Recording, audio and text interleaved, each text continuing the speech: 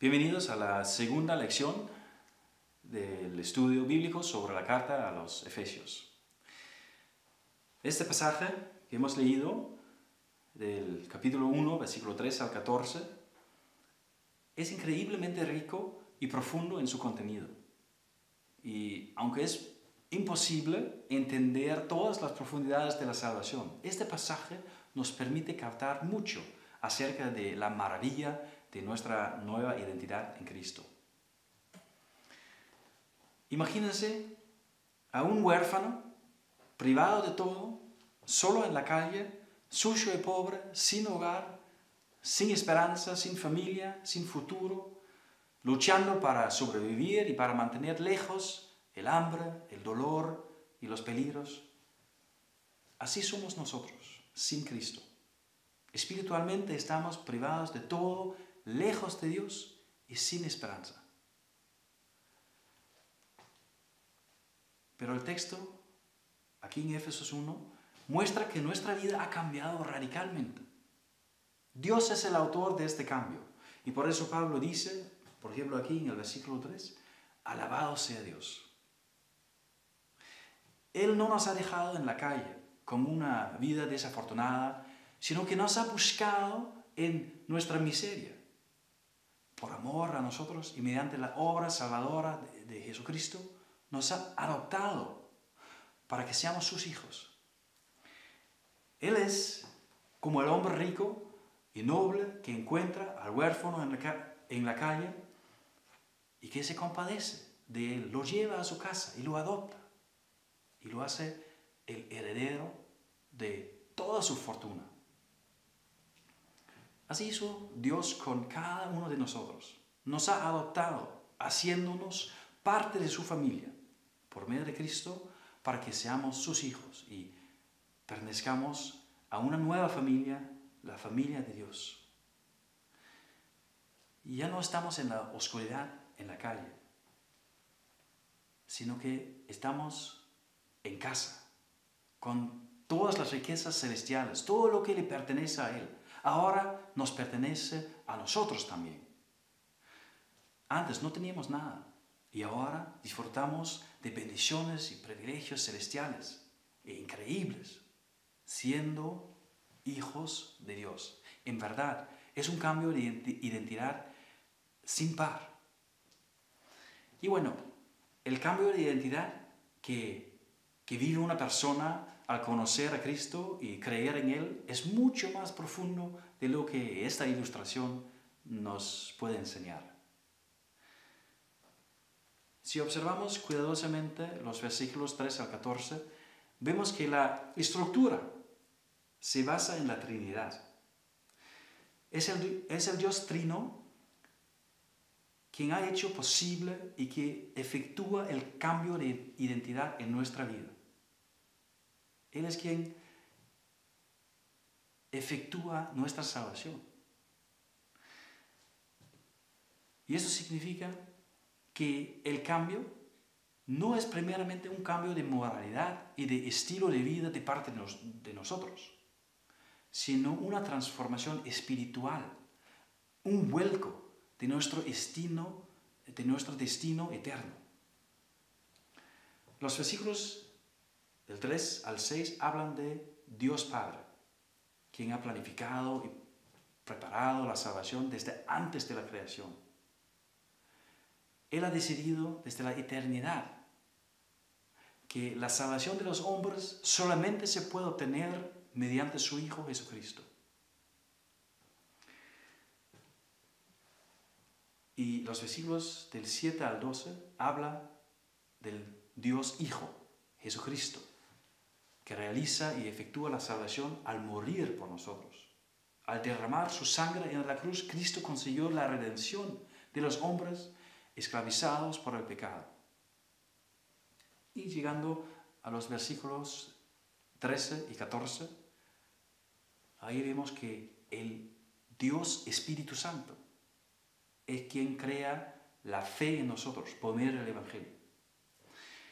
Al creer recibimos al Espíritu Santo como parte de las riquezas celestiales de Dios nuestro Padre. Y la presencia de de esta en nuestra vida nos asegura que las promesas de Dios son firmes y que verdaderamente vamos a heredar la vida eterna.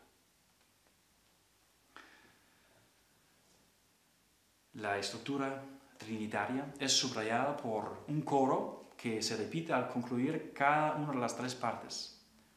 Para alabanza de su gloria, dice Pablo. Esto nos permite entender que el propósito de la obra salvadora de Dios y de la maravillosa liberación que Cristo nos consiguió, el propósito es que Dios reciba todo honor y que su gloria sea alabada. Claro, el propósito de la muerte y la resurrección de Cristo es la redención y la salvación de cada uno de nosotros. Pero hay un objetivo aún más grande, y es que Dios sea alabado. Es así porque Él merece toda alabanza simplemente por ser Dios. Nadie es como Él, nadie está a su altura, y nadie ama a los hombres como Él, como un amor eterno e infalible. Por lo tanto, Dios merece toda honra y gloria. Y la verdad es que Dios es más honrado y alabado cuando nosotros llegamos a ser sus hijos por medio de Jesucristo. Asimismo, Él recibe más adoración y honor cuando los hombres disfrutan y dependen de su gracia y perdón, llegando a ser santos y salvos en Cristo. Ahora vamos a mencionar dos palabras claves en este texto. La primera palabra es la palabra predestinación. Varían mucho las interpretaciones de la predestinación y las divergencias sobre este tema han dado lugar aún a divisiones en la historia de la Iglesia. Algunos dicen que Dios de antemano, desde la eternidad, ha decidido el destino eterno de cada ser humano, siendo algunos predestinados para la salvación y otros para la perdición. Sin embargo, la predestinación a la perdición no concuerda con las claras palabras de la Biblia que dice que Dios quiere que todos sean salvos y que lleguen a conocer la verdad, como Pablo dice en la primera carta a Timoteo. Y también dice que la gracia de Dios se ha manifestado para la salvación de todos los hombres, en la carta a Tito. Más bien, la predestinación se puede entender de manera que no se refiere a personas individuales, sino a un grupo colectivo, o sea, al pueblo de Dios. Dice en el versículo 4, nos escogió. Y también dice en el versículo 5, nos predestinó. Es el cuerpo de Cristo que ha sido escogido y predestinado para la salvación. Y una vez más, la expresión en Cristo es clave para entender esto. Dios ha escogido a los hombres. Dios ha decidido que la salvación de los hombres solo se puede obtener en Cristo. Solo mediante la fe en Él. Esto significa que todo aquel que cree en Jesús está predestinado para la salvación. Porque por la fe en Él forma parte del cuerpo de Cristo.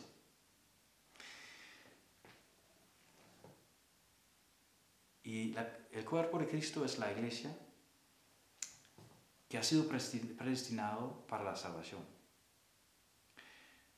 No es fácil captarlo a fondo, pero lo maravilloso es que Dios en su gracia y su amor por nosotros ha planificado salvarnos en Jesús por medio de su obra, pudiendo así nosotros por la fe en Él participar.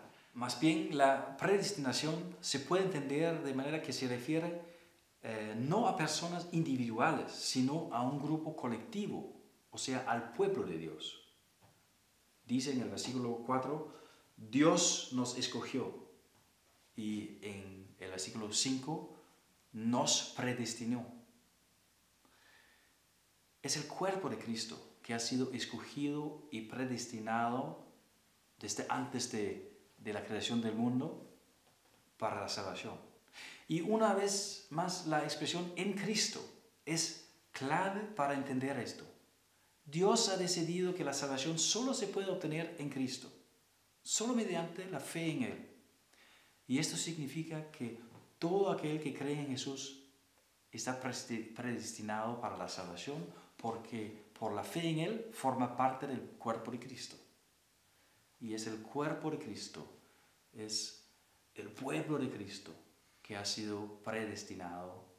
Y al creer formamos parte de eso y tenemos parte también en la predestinación entonces.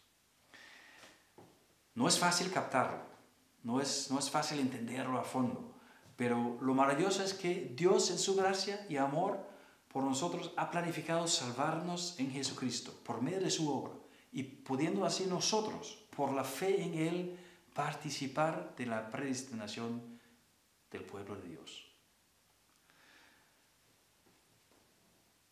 Nadie puede estar cerca a Dios sin el perdón de sus pecados.